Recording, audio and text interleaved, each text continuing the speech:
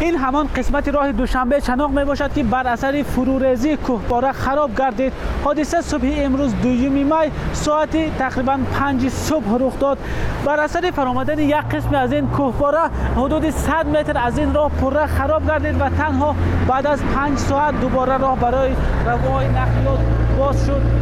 مسئولین شرکت ایرس و اونهایی که شاهد این واقعه بودند میگن زمان به جای حادثه رسیده بودند که کوهپاره علاقه قسمت زیادی از راه را پره بند کرده بود و ماشینا اصلا امکانی عبور از اینجا را نداشتند. بعد از سر زدن حادثه نخست وزیر تاجیکستان قاهر رسولزاده، مسئولین وزارت امور داخلی و کمیته حالت‌های فوق‌العاده به جای حادثه آمدند و تنها چند لحظه پیش با باز شدن راه آنها دوباره به دوشنبه برگشتند. با وجود برطرف شدن عاقبت‌های فرآمدن این کوهپاره هنوز هم خطر پوره برطرف نشده است و حالا که ما در اینجا قرار داریم بعد از 5 ساعت رخ دادن حادثه یک قسمت از کوهپاره حالا هم آهسته آهسته فرآمده ایستادند و مسئولین شرکت ایرس هم از راننده‌ها درخواست کردند که هنگام عبور از اینجا احتیاط کار باشند. راه دوشنبه چناق یگانه راهی میباشد که شمال تاجیکستان را با مرکز پیوست میکند و